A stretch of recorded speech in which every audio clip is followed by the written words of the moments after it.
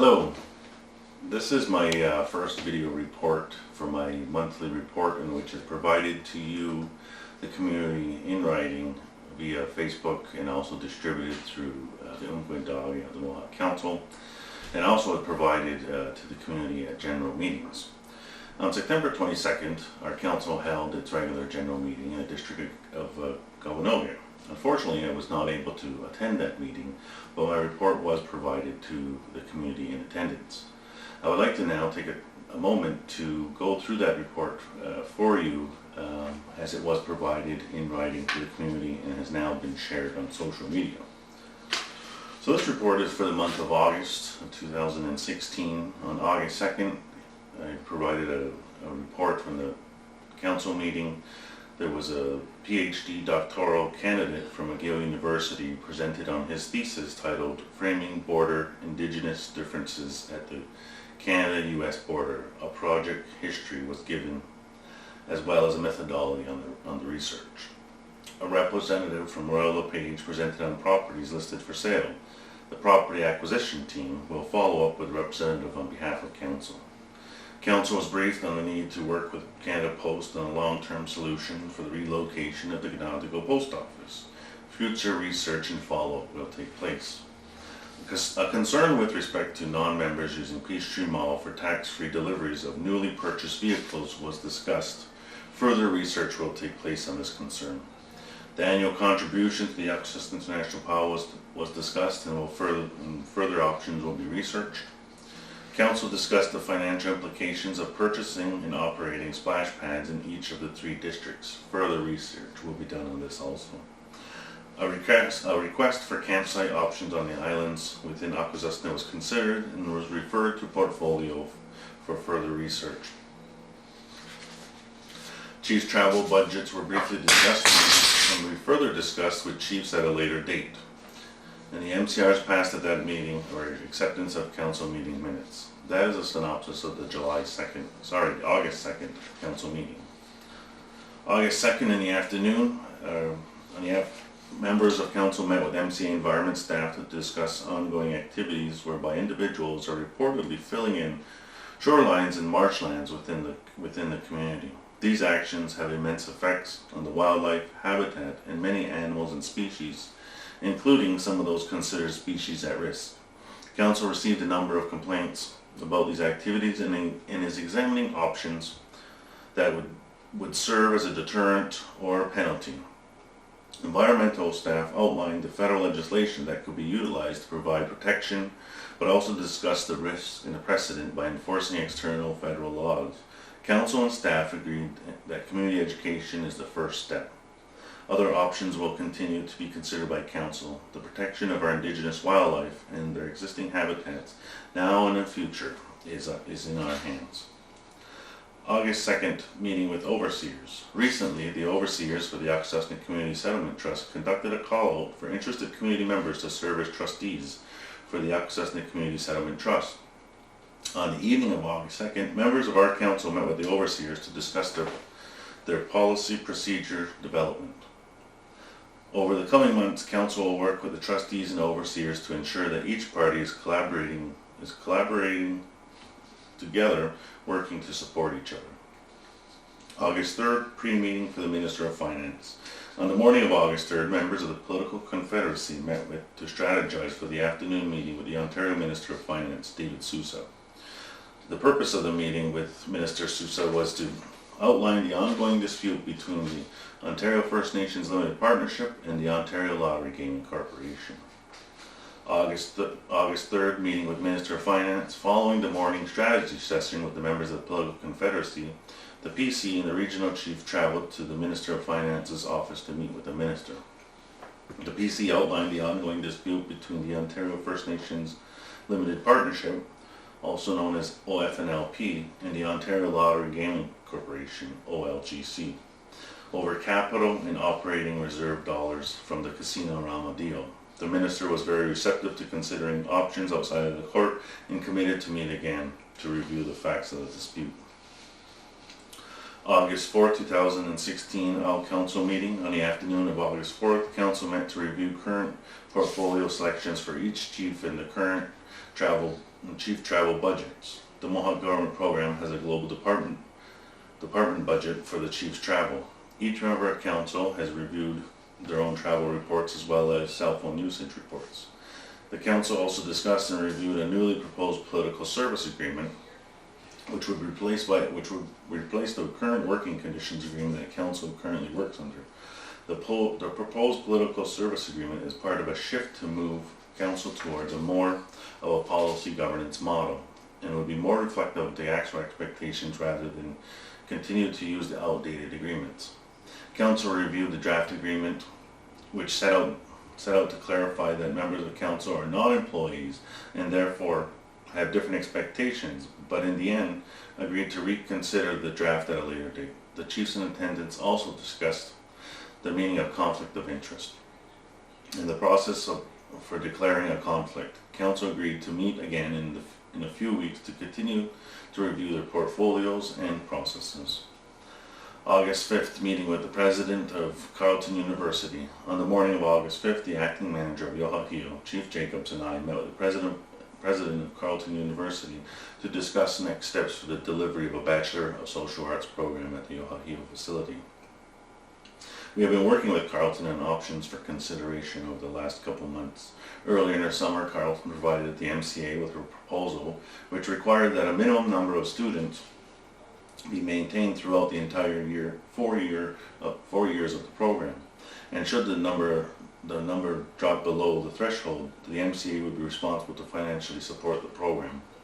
The meeting on August 5th was the first meeting with Carleton since we received the proposal, and we relayed to Carleton that the proposal wasn't workable to the MCA. We will continue to examine other options for service delivery models. August 5th, Higgins Executive Search. On August 5th, members of the Workplace Revitalization Work Group and I met with consultants from Higgins Executive Search to review a list of potential candidates for the position of Executive Director for the Mohawk Council of Akwesasne. Higgins has been searching and screening candidates who meet the required qualifications and poses the type of work experience the Mohawk Council is seeking for an individual to hold such a position. The committee provided feedback to the consultants, who will now go back and begin to dialogue with potential interviewees. Follow-up meetings with the Workplace Revitalization Work Group in Higgins are scheduled to take place every 2 weeks. August 8th, an update from the council meeting. A representative from Code Heroes presented to council on what their organization is all about and what they have to offer to the community regarding recruitment of youth who are interested in community programming. Council was introduced to emergency management consultant who will be assisting and updating the MCA emergency plans. Council agreed to proceed with a call-out for land available for sale. Council discussed the process of issuance of residency letters. Council was briefed on a concern regarding BMO on-reserve mortgages.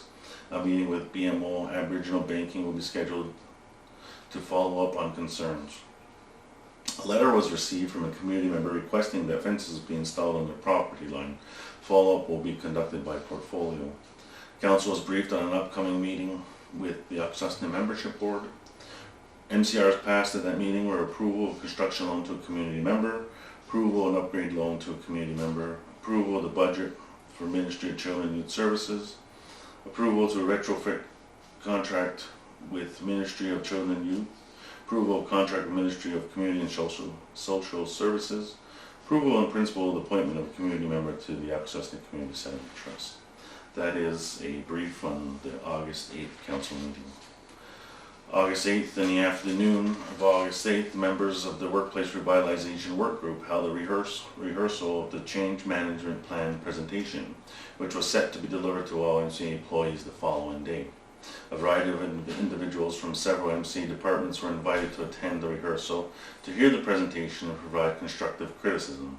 At the end of the presentation, employees in attendance provided some very vital feedback to the presenters, which were the acting executive director and myself. The feedback resulted in improvements being made to the presentation and the physical setup for the following day. On August 9th, the change management presentation to all the Mohawk Council of Akwesasne employees. On the morning of August 9th, the members of the Workplace Revitalization Work Group and Council attended the Noligo Arena to provide a presentation to all MCA staff on the finding and recommendations of the work group. This presentation was titled Change Management Plan. Initially, the Workplace Revitalization Work Group focused on 1. Developing a workplace environmental health plan to respond to recent employee surveys, 2. To develop a strategy to strengthen MCA's citizen-focused culture, and 3. Update MCA's performance review and employee development policies and procedures, and 4. Develop proposed options to strengthen the MCA administration organizational structure. As a result of the work of the Revitalization Work Group, there are significant changes being planned for the overall intent being to improve the quality of service provided by the MCA to community members. This information was provided to all MCA employees by the Acting Executive Director and myself as a first step in making improvements to the organization and for the community. Current council recognizes the importance of not only telling our employees that they are our most valuable resource in making this change, but to show them as well by being transparent with our plans for improvement. We wanted to be sure that all employees receive the same consistent messaging on this important step forward to improve services to the community. Following the presentation, employees were able to give their comments and provide input to ask questions of the work group and council. We were thrilled by the enthusiasm showed by the employees. The first step in making real change is to complete the recruitment of the executive director. One of the responsibilities of the executive director is to implement the changes identified. The community will soon see the positive results of our change management plan. August 10th, meeting with Indigenous Northern Affairs Canada of 5 large First Nations. On the morning of August 10th, Chief Tim Thompson and Chief Connie Lazore, my executive assistant, traveled to Indigenous Northern Affairs office in Gatineau for a presentation on funding formulas for INAC programming. The meeting had been arranged by Don Marico and was intended for the 5 large First Nations in Ontario to address funding formula inequities for the larger communities. In 2008, the 5 large First Nations in Ontario commissioned a study to conduct a financial comparative analysis of the funding formulas for large First Nations versus smaller First Nations. The study found that larger First Nations were financially penalized for being larger when it came to how INAC funded the communities. INAC committed to update the 5 large First Nations studies at this meeting on August 10th.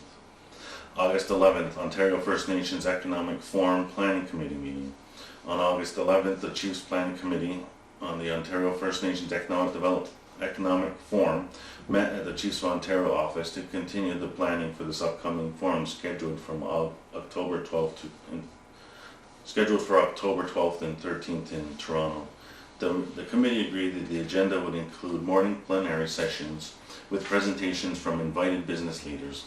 The afternoon would consist of workshop sessions on the following areas: infrastructure, training and skills, marketing, e-commerce, climate change and environmental protection, cap and trade, legal and tax immunity, small business, provincial and federal government, resource revenue sharing, sales and customer service, development corporations and gaming. The province of Ontario and the federal government have offered to assist in facilitating the forum and providing sponsorship resources for its cost. August 15 council meeting update. The renewed cultural agreement with Quebec was discussed and will be further researched and for possible sources to support the partnership. A representative from Day Labor Akwesasne presented background information on a business model that's being used by Day Labor and outlined the concept of establishing a food co-op for Akwesasne. Council will respond in writing with possible options for consideration. Council was briefed on an upcoming barbecue at Yakisuta and asked to participate. Recent changes on how students who attend the high school diploma or literacy program at Yohahio are supported. A follow-up with the funding partners will take place on these changes. Council identified Chief Ryan Jacobs as a chair for next week's council meeting in my absence. The agenda for the upcoming general meeting of August 25th was reviewed and approved. Options for considerations regarding recently discovered sturgeon that appeared to be caught and killed for eggs or organs was discussed and will be further researched. MCR was passed at that meeting were approval of 4 council meeting minutes. August 16th, Higgins Executive Search. On August 16th, members of the Workplace Revitalization Work Group and I met with Higgins Executive Search to finalize a list of candidates to offer interviews to for the position of Executive Director for the Mohawk Council of Akwesasne. Higgins has been searching and screening candidates who meet the required qualifications and possess the type of work experience the Mohawk Council is seeking for an individual to hold such a position. The committee agreed to offer interviews to the top 4 candidates on the list and scheduled interviews for September. August 17th to the 22nd, I was away from the community on my annual vacation. August 24th, Indigenous and Northern Affairs, Land and Economic Development. Following our meeting with Indigenous and Northern Affairs Canada on August 10th in Gatineau regarding funding formulas, we invited members of the Lands and Economic Development branch to come to Akwesasne. On August 24th, Alan Clark, Director of Lands and Economic Development, and other INAC staff met with members of our Economic Development program and members of our council. The day began with a number of presentations from our Economic Development staff on the projects our department examining. Those projects include Mohawk Electrical Cooperative, Broadband Initiative, International Bridge Corridor tolls, renewable energy, as well as the renewable energy strategy. The INAC staff explained current funding opportunities to the group and discussed areas that we could work together with INAC. That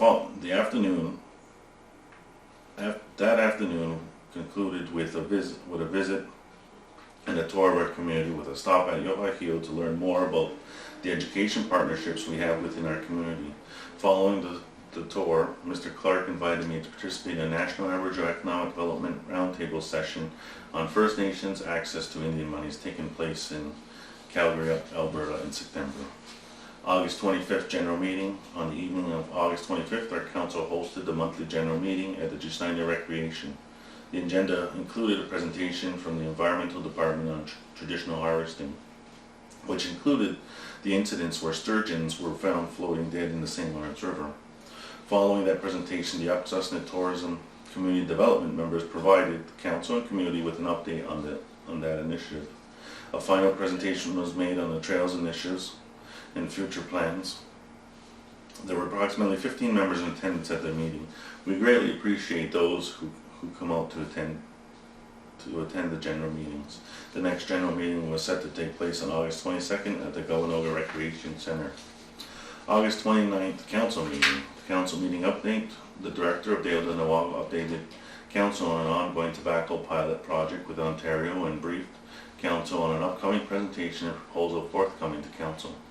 The Director of DCSS and Manager of Community Support Program briefed council on a funeral donation policy at community support and asked for council's direction on amendments. Council established a Chiefs Committee to examine options and make recommendations to council. The MCA Communication Manager was reintroduced to council and welcomed back to the MCA. Council was briefed on a request to expand the upcoming heating assistance program. More research will be conducted and reported back. Council reaffirmed that the work group to amend the Akwesasne election law is responsible to engage the community for feedback and determine what methods and mechanisms will be used. Council agreed that a date will be set aside in the next month to review portfolio selection and to discuss department processes. MCR has passed approval of transfer payment with Ontario for Akwesasne Tobacco Pilot Project, approval of lease reduction for Akwesasne members for the 2017-2021 year, approval of 2 upgrade loans to community members, approval of amendments to the health transfer agreement. August 29th, signing of the Memorandum of Understanding with St. Lawrence College and SUNY Potsdam. After several years of back and forth with our partners at St. Lawrence College and SUNY Potsdam on an articulation agreement, we signed a final Memorandum of Understanding with the partners on the afternoon of August 29th. The agreement will allow for Yohahio to deliver 2-year general arts and science program in partnership with St. Lawrence College, with the ability for students to transfer to SUNY Potsdam for additional 2 years for an archaeological studies Bachelor of Arts degree. Council views this agreement as a positive step forward and increasing opportunities for our community learners to further their studies in the archaeological field. August 30th, Chiefs of Ontario Political Confederacy. The Chiefs of Ontario Political Confederacy met on the evening of August 30th August 30th, as well as all day on August 31st at the Six Nations of the Grand River Territory. The items discussed were the energy sector update. Over the last several months, the Chiefs Committee on Energy has been meeting with the Minister of Energy and has been pressing the Minister for a First Nations electricity rate in Ontario. The Minister has instructed the Ontario Energy Board to provide him with options for a First Nations rate. I explained to the PC members that Kawanog is not part of the Ontario grid and that we would like consideration on a reduction also.